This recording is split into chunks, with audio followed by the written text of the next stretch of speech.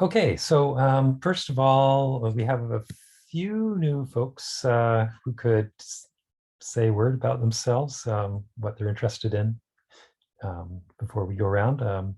Perhaps Ali, would you like to tell us what you're up about, what your interest is? Yeah. Hi, I'm Ali. I just finished my first year in a PhD program for philosophy at University of Buffalo. I work with Barry Smith. And I got to know Damien through I made a small ontology of beer, and Barry told me to contact Damien to basically show what I did and the things that I pointed out about food ontology. Yeah, great, Ali. And I wanted to introduce Ali to our fermentation people here, Warren and Francesco, because I think there might be a great connection there to move that stuff forward. Okay, and Charlie, want to tell us a little bit about yourself? Hi, thanks for the intro, Damien. I'm Charlie. I'm going into the second year of my Master's in Bioinformatics at the University of British Columbia, but I'm originally from the UK. And I am currently interning in the cell lab with Damien's group, looking into ontologies. But in a previous life, I was a data manager at the Natural History Museum in London. So sort of the FAIR principles and the kind of like data ontologies world I'm quite interested in. I'm very excited that Ali has done an ontology into beer, and I would love to hear more about that. That sounds right up my street. But yeah, so I'm just super interested in the sort of taxonomic side of things. So I'm quite interested in sort of the official whole organism names and how that relates to like NCBI and stuff like that. But it's super lovely to meet you all. Emma comes up with the right icon for that one. Okay, so I think I had mentioned a few things in the agenda, but I think I'd just like to mention first just one. Well, okay, they're all short. First of all, I think I'll start up the Food on Curation meeting bi-weekly in a week or two. And I had stopped that because I personally was like overwhelmed with other meetings and stuff for the last 4 months since the conference. I'll send out a general email about that, see if which of you may be interested in sitting in on that. Next up, JFOW or JFOW submissions, the August conference, virtual or physical. Deadline is actually Thursday to get a 2-page abstract in if you want to do a presentation. Doesn't have to have a paper behind it. Okay, and that's on Food On website, has the details on that under news. Okay, there's a Food On strategy, but I can push that to another meeting, another monthly call, because I'm really excited to have Liliana get into the diet nutrition CDNO update, and then we can move on from there. Okay, so Liliana, you want to hit us with things that are going on? Yeah, I'm just gonna share screen.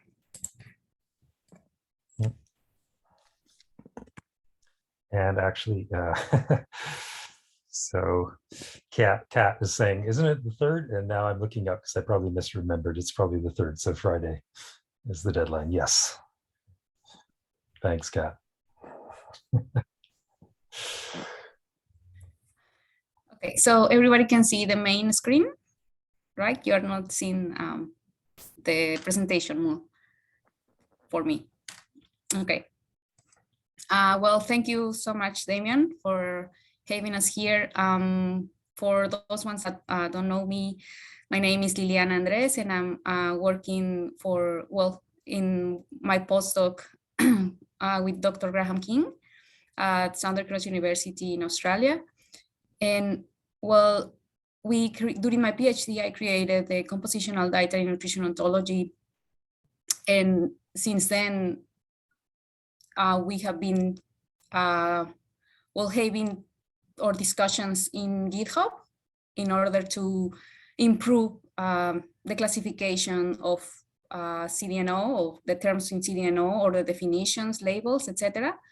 So it's been great to collaborate with all of you and also to have to have your feedback to, well, improve the CDNO. So today, what we are going to discuss is one of the main or major classes from CDNO, which is the dietary nutritional component class. But I want you to think about the domain that we are having right now, which is the dietary and or nutrition in relation to chemical components. So you can go to have a look at the issue. The issue is number 30 in the GitHub repository for CDNO. So the link is here, but I'm just gonna go straight to the point that we are discussing. So, well, we have the scope where we could be describing the nutritional or dietary food for chemical components. And so in these Venn diagrams, we can see that there is one side that can be, or domain that can be dietary and can be non-nutritional, which will include toxins and pathogens. Another domain that will be nutritional and will be non-dietary. So also will involve other, the scope of non-dietary, non-nutritional, for example, bioactives like COVID. So, so based on this, we wanted to show that, well, there is a big domain that can be described, or that maybe we can just highlight the gaps that we have, and maybe other ontologies can also include this information. So the classes today in CDNO is, for example, we have the dietary nutritional component, the nutritional functional attribute, and the dietary physical attribute. But also we have the human dietary role. And so in the GitHub issue, what we have been discussing is maybe the idea of removing, so especially with these two classes, right now we are not going to focus on the nutritional functional attribute and the dietary material physical attribute, but we are going to focus on the dietary nutritional component and the human dietary role. So what we have been discussing in the GitHub issue is to remove the word nutritional for the dietary nutritional component class, and instead just name it dietary chemical component. This is because I think Laura and Chan also highlighted the fact that there could be some mineral nutrients that we have in the dietary nutritional component class that not necessarily are nutritional. And I think we didn't think about it that well when we were creating this class. So that issue just came up a couple of weeks ago or months. So I think it's necessary to remove the word nutritional from this specific label for this class. In that way, we are allowed to describe terms that are not necessarily nutritional. For example, gold, for like, I'm thinking like sometimes these leaves that go into the cakes and then we eat them. So that's just an example. So for the human dietary role, then this class we could have the nutritional role, and in that way we can add those terms, or well, add an axiom that I'm going to show in a bit, but we could have different roles, for example, vitamin role or bone strength. Sorry, this is not from Kevi. But yeah, it would be like roles that we can describe as part of nutritional roles under human dietary role. We could also have non-nutritional roles, but also we can incorporate non-human dietary role, for example, food processing role. So it will be, I think Damien wanted to describe also ingredients. So I think maybe we can start the discussion about this other class that not necessarily has to be in food on, but like can be described in other ontology. So with the components that we have in the dietary chemical component or dietary component class, we could have, for example, carbohydrates, and we could add an axiom that will has role, some nutritional role that will direct to the roles that we have in CDNO for the human dietary role. So that's what we are thinking that could be the best strategy in order to remove the nutritional word from this label. And so just I wanted to describe that for some of the terms that we have, and I think I'm just going to show this.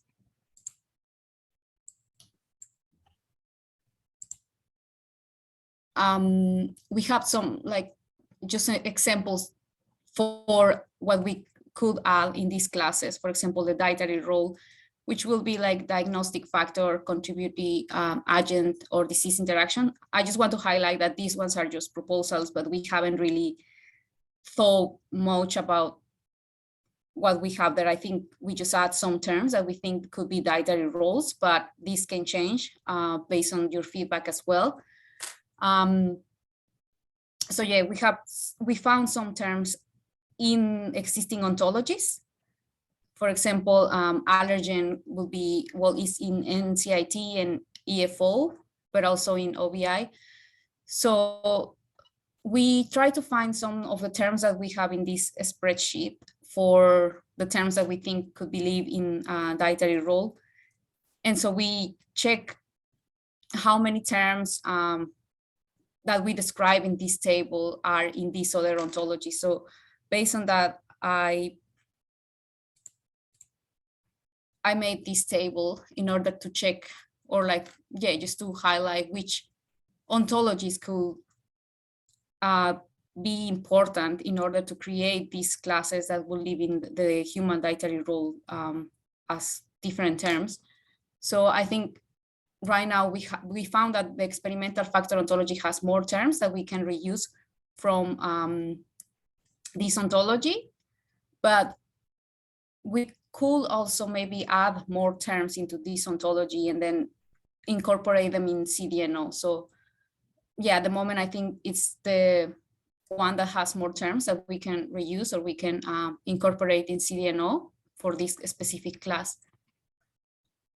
And well, like just apart from the discussion about the nutrition word in CDNO for this specific class, there is another discussion going on, and I think it's also important just to highlight and to record this, because maybe at some point we will try to bring it on for any other ontology.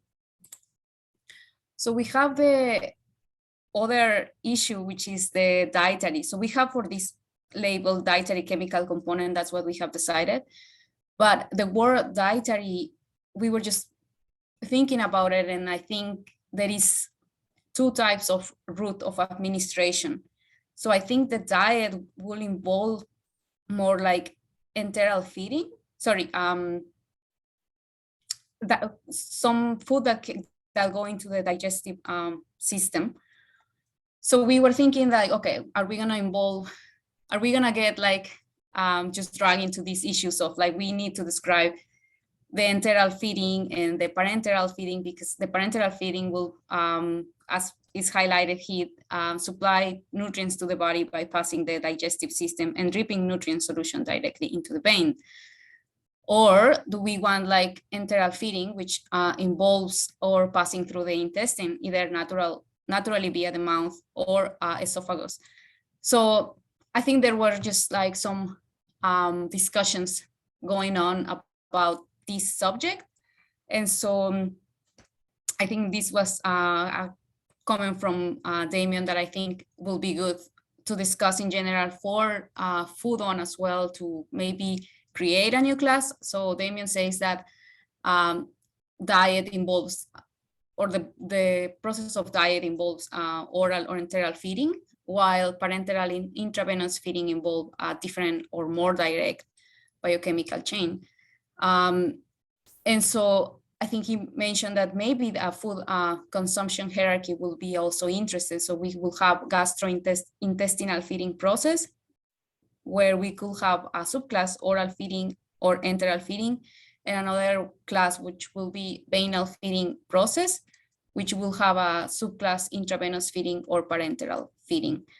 So I wanted to highlight or like just make this presentation so you know what we are discussing, and any feedback about either the label for dietary chemical component, or maybe feedback as well for food on, in order to well, I'm not too sure if it will be the classes created, these classes created in Food On or not, but I think that's what I wanted to discuss briefly for you, so you know more what we are discussing about. But feel free to also like comment in the GitHub issue. Yeah, I think that was it, Damien.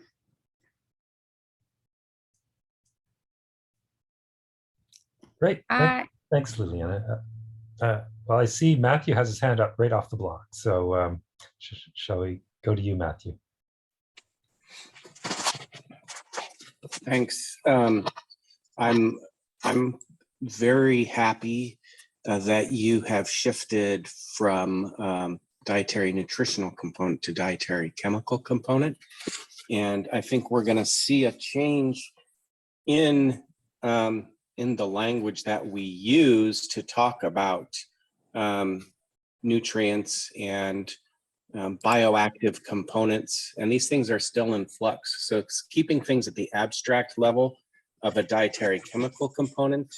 And then for each component, maybe specifying more specifically what those roles might be is a good approach. So I just wanted to voice my support for that approach. Great. Thank you, Matthew.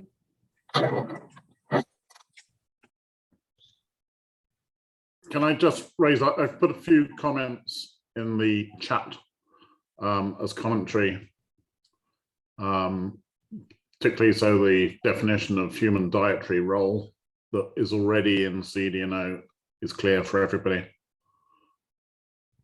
I have a question about this definition of human dietary role, because you mentioned in the definition that this is a role that may be assigned to a dietary nutritional component.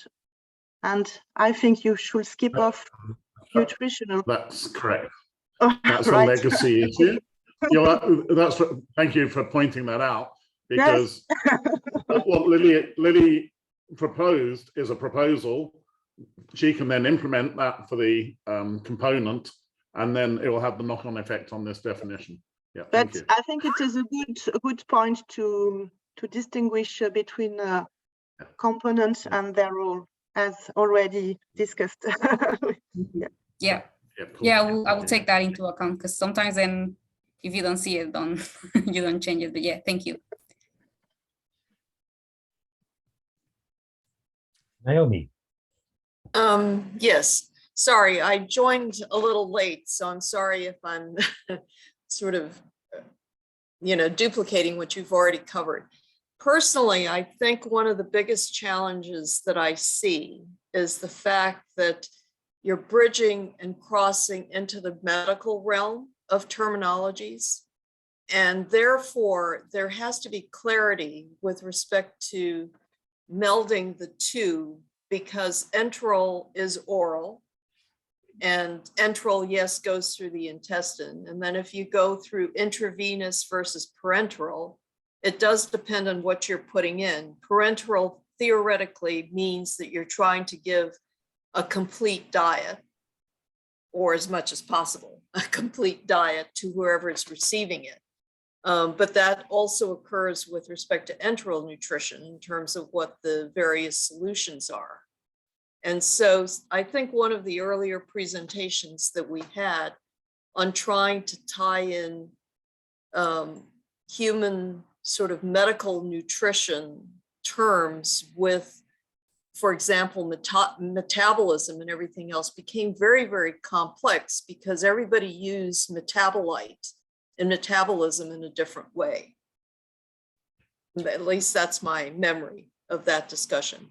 So I don't know how to go about doing it, but I think the fact that you are trying to get to the components, and at least with respect to the USDA Food Data Central, we are emphasizing components in food, because we realize that components include nutrients, but components aren't necessarily just nutrients. And so therefore it becomes very important, because there are a lot of other people who'd like to administer different components that do not have a DRI or anything like that. And it gets the nutrition community and the medical community rather confused. So those are just my thoughts. So Naomi, I don't know what the solutions are, but Naomi, it does sound like you do appreciate the widening dietary nutritional component to dietary chemical component, at least as a preliminary move. Is that right? correct. Yeah. Okay. And before we move to you, Andrea, Liliana, could you bring up that one diagram again that showed my wonderings about that upper level split between gastrointestinal intake and venal? This one? Yes. So where I'm out of my league is on the medical side in terms of intravenous or parenteral feeding. I did do some quick reading, and it looked like it was the venal feeding process, that all this food was going in through your veins and presumably en route through the heart and distributed to arteries. But what I wasn't sure of is whether that covers parenteral feeding, whether I was being wrong about that, like this umbilical tube. Is it feeding, is the heart even present and thumping away, you know? So that was where I started getting puzzled. Maybe a better peer term is cardiovascular feeding process that sort of skips over the details of exactly which vein or artery. Anybody know anything about that? If not, I will take it over to my OB people. I can kind of speak to this. Sorry. My background is in dietetics, so I have particular dietetics focused feelings of the terminology here. I have never in my life seen venal feeding. So maybe that's just differences in how people describe things, but typically I see intravenous feeding and parenteral feeding being described synonymously. I'd say the first choice of terminology is parenteral feeding. And sorry, I was typing a comment to Naomi. I feel like I was a little, I don't know if I quite fully understood the concerns for parenteral feeding as an inclusive category for like complete or total parenteral nutrition versus just parenteral nutrition, because they are distinct. So if you're offering TPN or total parenteral nutrition, the understanding is that you're providing a full, like all nutrients fully for the person's needs in a day. But you could be providing parenteral nutrition, which does not necessarily provide full needs, and you could have supplemental parenteral nutrition, for example. But I'm seeing Magali's point of is like, I guess, intermuscular versus intravenous. I'm wondering how many situations that occurs in. So I was just asking if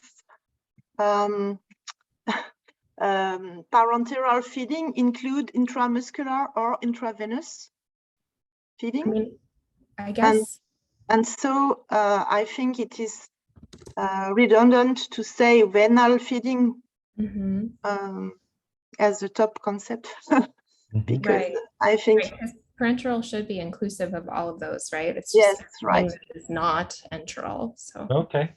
Oh, okay, great. All right. Well, that simplifies things a bit. It just leaves intravenous then as a subclass. Is that yes? Right? And the top will be parenteral, will be the parent of intravenous and or intramuscular. Okay, great. Injection, but that means that it is an injection. It is it is not an oral feeding, of course, but it is let's say only for medicine, not for food. Well, if you're considering parenteral nutrition, at least in the United States, parenteral nutrition solutions are considered a pharmaceutical. They're considered a medication and not a food. So that's kind of also where this distinction lies of like diet versus nutrition. Like I think it more strongly falls under nutrition than it does diet, because it's like providing nutrients, but it's not a food product. It's yes, a medication, of course, you know? yes. Yeah. I understand. Yeah. I understand what you mean, yes. So I think if this is Naomi, so I'm sorry if I confused you, Lauren, but I was thinking more along the lines of what you were saying. And basically parenteral in medicine just means that it's being administered through a means other than the mouth and alimentary tract. Right? Yeah, definitely. Yeah. Definitely. And I was looking at intravenous as saying, you know, some people will call intravenous just your glucose that you might get, not necessarily a complete thing, because you could give fluids, and in a sense, you could think of giving fluids such as just normal saline to, you know, restore blood volume as intravenous therapy, right? So that's why medically I was trying to figure out how to differentiate that. I mean, in all honesty, like, is that a bad thing, right? Because if in theory your normal saline has, sodium and chloride in it, right? Like those are both nutrients. So technically you're providing nutritional provisions. Yeah. Like even if it's just a normal saline product. Yeah, that's true. But I guess it's a matter of the order, right? As to which one is parent. Mm-hmm. Yeah. So it sounds like we have some subclasses of parenteral nutrition, right? Is that what I'm hearing? Yeah, I think it's. We'd already decided that parenteral was the higher level, intravenous was below it as a child. And then there may be some other ones. Yeah, that much. Yeah.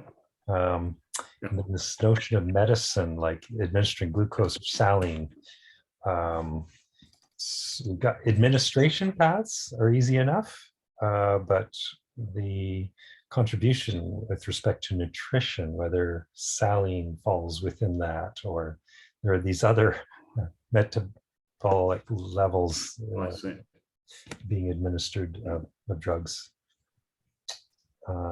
which means there's a shadow hierarchy here just in terms of administration of drug, which is the medical perspective, it sounds like. Okay. But when we are talking about food, we are talking about diet, and we are talking about oral feeding or gastrointestinal. It means that there will be a digestion process in the normal situation. So I don't really understand why we are talking about the medicine and the drugs right now, but I guess it is to make the interoperability or something, the link with biomedical domain. Yeah, like the diet's gateway is the gastrointestinal system. Yes. Process of digestion produces all of these nutrients on the other side of the fence in the bloodstream. Then we have to be very careful about this crossover over to the biomedical world, where those very same nutrients are being supplied directly, because I'm sure there's good research then that, sort of what do you need to increase your saline if you don't have an injection around? Eat lots of potato chips or something like that. The crossover of information from diet to medical. Okay, well, I think, what, we could table this particular item. It is in the GitHub issue, and can craft a bit more work on the hierarchy there.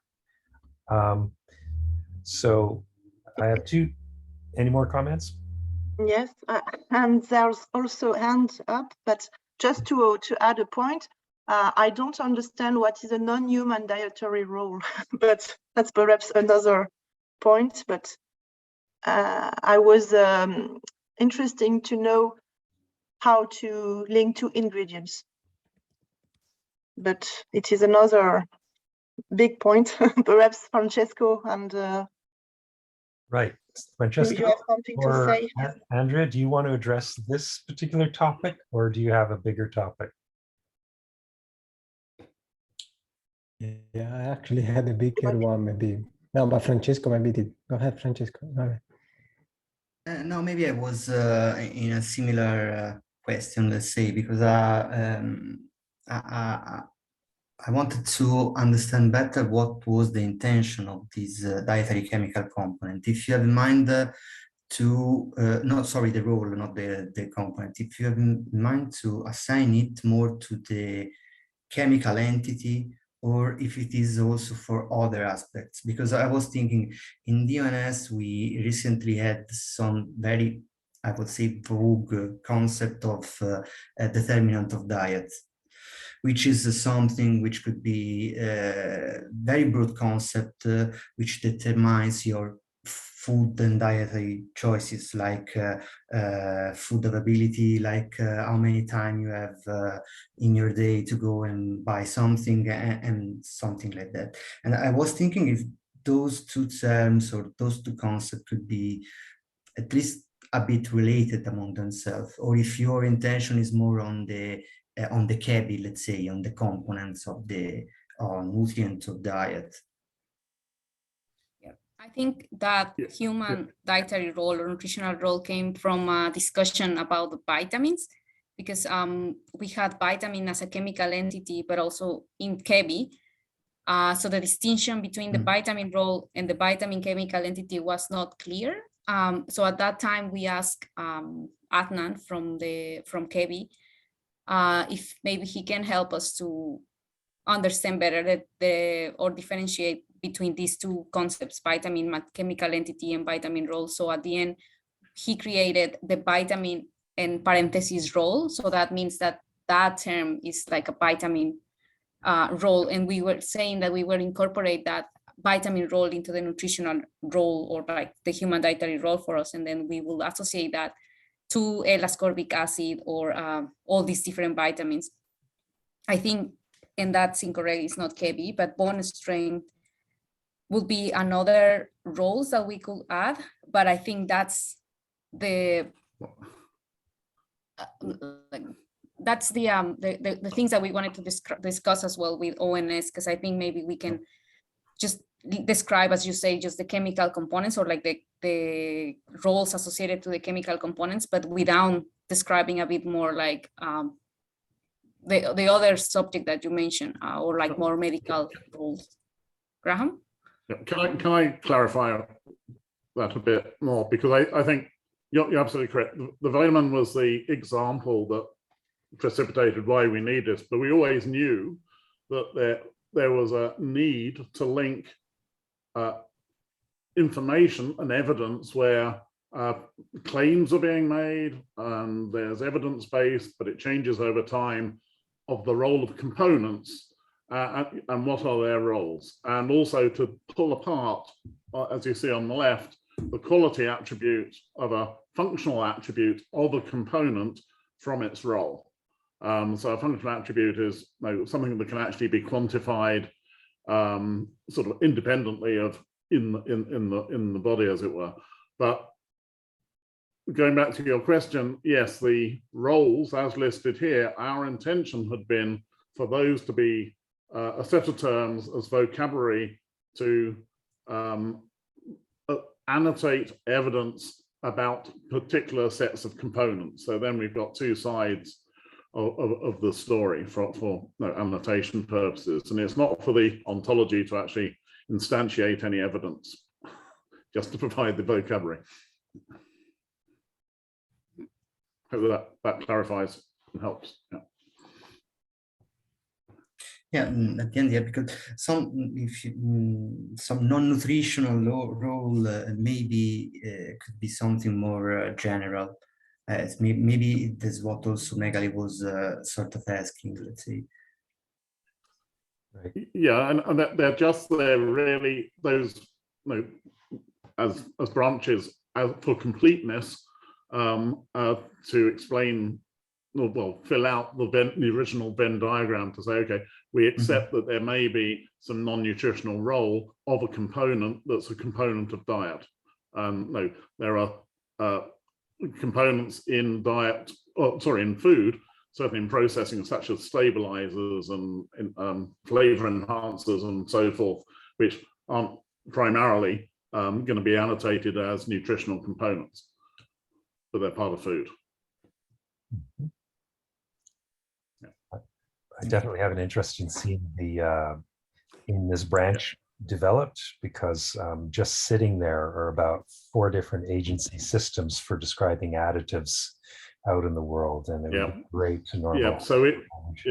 So we've looked at the E-number system, the European E-number system, and there's some nice clear categorization there, and about 150 components where those map onto components in CDNO in the component class. And it would be good to understand, the relationship between what we think could be in this structure and what's in food on and relating to processing. And that's why we just put in with some question marks down at the bottom for things which really aren't dietary role, but they may relate to components in the food or the food processing. Just so they can be separated out. And it may be that much of that needs to be defined in food on, because you've got a whole lot of vocabulary and processes and so forth described there. But I would say that's, I'm not sure I have all understood correctly, but in my view, you are talking about functional attributes. That was the attributes that can be quantified independently of the body. That's right? That's what you say? So, sorry, that's on the quality of the functional attribute. Yeah, not the role. But so if you look on the left-hand panel. Yeah. Okay. And then when you talk about ingredients or additives, I don't understand why you mention non-human dietary role. For me, it's more a technical, functional. Sorry. A technical. Yeah, I think we've actually put something in the wrong place. The food processing role and ingredients, and I think this may have been my fault, sorry, should really be under the non-nutritional role, but they may form part of food that is part of human diet. Under non-human dietary role would be a dietary role for livestock or fish or something else. Oh, okay, yes. Yeah. Right. And apologies. Even for plants. I edited this on Lily's slide yesterday and I made a mistake. Okay. Can you move that, Lily, or not? He wants it removed real time. Oh, I don't know. This is why the feedback is so useful. Thank you very much. So I am interested in that human versus non-human distinction, because I guess nutrition, what is called nutrition, varies depending on the kind of mammal you're talking about. Is that right? Yeah. We can't just get away with monogastric or otherwise. Yeah. Okay. Okay. So so we would expect then that another hierarchy would have to be broken out if people got into bovine nutrition in detail with those terms for that. It's really interesting that when we first looked at the whole area, within livestock nutrition, there's a huge amount of quantified, highly precise information about nutritional doses and so forth, because it relates directly to profitability of livestock production. Humans aren't that, you can't dose them so accurately. Okay. So it's highly important to the livestock industry to have all these determined, and obviously emerging evidence about the roles, the dietary roles in different animals. Gotcha. Okay. Yeah, if I may, one last thing on a side note, in ONS, at least at the very beginning, we tried to, let's say, split the food component concept into nutrient, food bioactive, contaminant, and additive, so something similar. But I must say that using the roles as you do, I think it's way more effective, because maybe you have a lot more flexibility in action. And I'm seeing these, we talked with Damien, I'm seeing these also for the exclusion and inclusion criteria in which arriving to a role, it's very important and very useful. So maybe I will, at some point, I will take some of your classes into also the ONS. I wonder whether we might consider something similar to, and maybe this goes with what you were just saying, Graham, and what you were just following on with, Francesco. But if we look at, for inspiration, at something like the Uberon ontology, which is anatomy ontology for all animals, all creatures. If we think about something like that, but for these sort of chemical roles for foods, so again, vitamin C would have a similar role across most of mammalia and things like this. It's not exactly the same, but areas where these things divert. And this is sort of the way that the Uberon anatomy ontology is set up. And I'm wondering whether there's some thoughts for that sort of design pattern in what we're talking about here. Does that make sense, or am I just kind of off in outer space? It does to me, and I think you also suggested very early on the sort of the categorization inspired by Go for molecular, cellular, and physiological, which I think is a good framework to think about for any one component where there may be evidence and providing the vocabulary for that. Right. Yeah. And then doing that sort of at the highest class.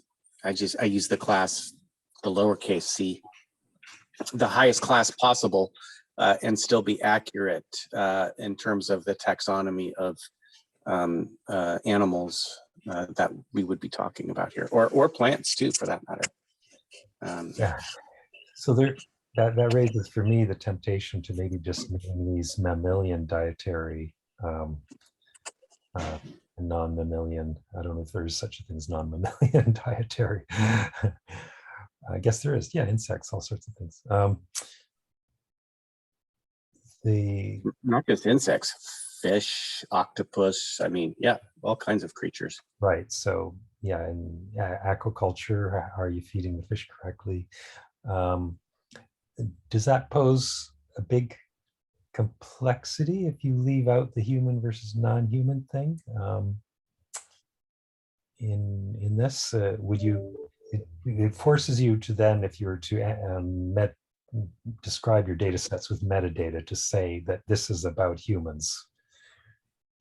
But otherwise, if you would leave the door open, and then you wouldn't have to be creating a shadow hierarchy.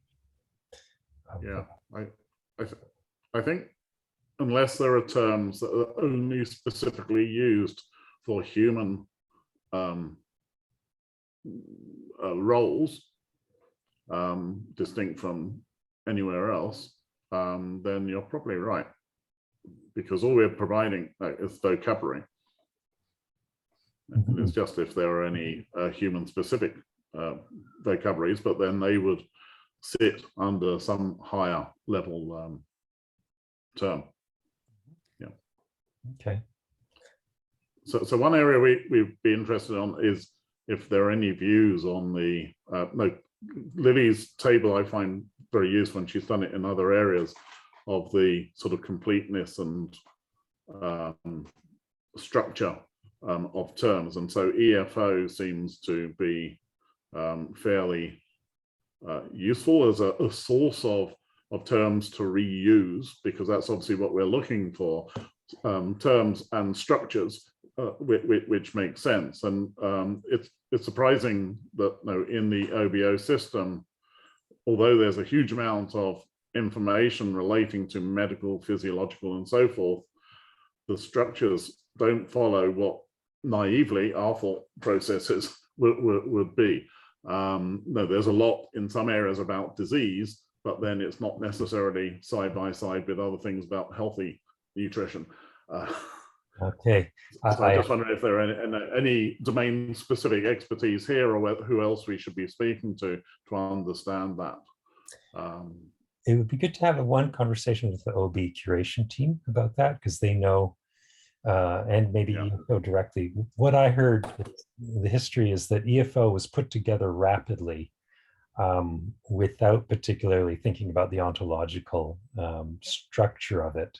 And that the message I got was that that EFO sort of was waiting for Obo Foundry to catch up, and that it would happily hand over its terms into Obo Foundry, into the proper homes. So that's why deprecation can happen over to OB and so on. But I don't know the latest on that story, nor which aspects of it that you were appreciating the most. So who would we speak with, or can you facilitate some of this? Yeah, I can, sure. Yeah, it'd be good to move that forward. I mean, we haven't got any resource to move anything forward in great depth at all. But conceptually, because we've got to this point, we do want to set the scene and then see who we can speak to move things forward. Okay, Ali, I saw you nodding your head. Do you know a bit about EFO or? It was just more of a confirmation, like, you know, the hints that I've gotten from like looking at it, but yeah, nothing that I can add. Okay. Okay. All right, I'll bring it up with the OB curation folks. Yeah, cool. Okay. Other comments?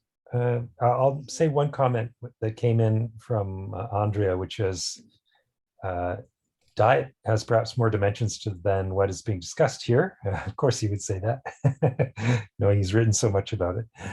Fasting is part of many diets, and specific temporal structures are part of standard diets. So, Francesco, I know that you and ONS, I know we gave some thought to trying to define terms around that 2 years ago, basically. What's your latest about the difference between diet and dietary pattern? That's okay. So just to catch, the concept of dietary pattern, it's, I think, what is has to be moved forward. Let's say in the very beginning, as we were talking, we figured out that if you want to define diet, we should be seeing how a person, a group of person, some target of individuals is eating towards a certain time period. So we defined this dietary pattern at the let's say the consequentiality of eating and drinking, basically. The fact is that maybe we were too human-centered and also defined the term diet. So the fact is that we have both dietary pattern and diet as concept, but at the very end, when we go into details and trying to, for example, do some axioms that we were discussing with Damian about the exclusion and inclusion, for example, how you define a vegetarian dietary pattern. One way could be by declaring some exclusion of animal food product and some inclusion of other vegetable food product. So the basic is that the diet and the dietary pattern in this, let's say, model are basically the same concept. One is more human friendly because it is strange to build something and like revolving around diet and nutrition, so and simply do not find the diet as a label, as a concept. So one thing that we were, let's say, thinking could be to sort of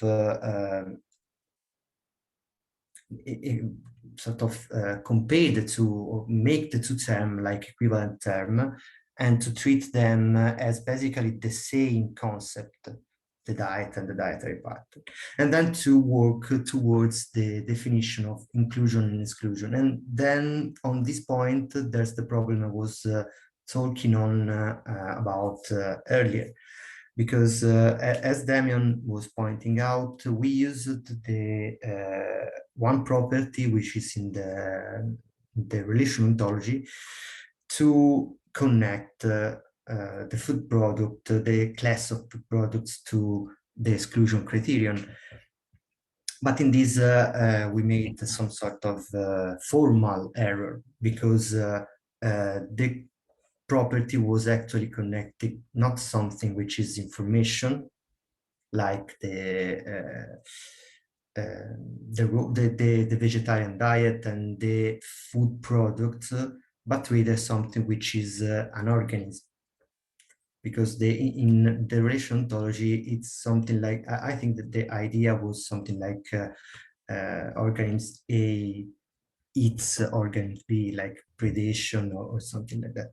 So that's why I was saying that the role bit that you used could be very interesting also for ONS, because I think we need something in between which assigns some sort of role to a series of food products into the food one, basically, and then connect these to the exclusion criteria.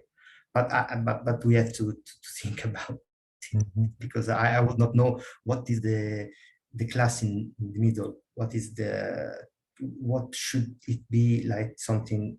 I think it should be a role, but to whom you assign the role. Because we could assign the role to food on classes, or we could assign the role to something else, which collects then the food on classes.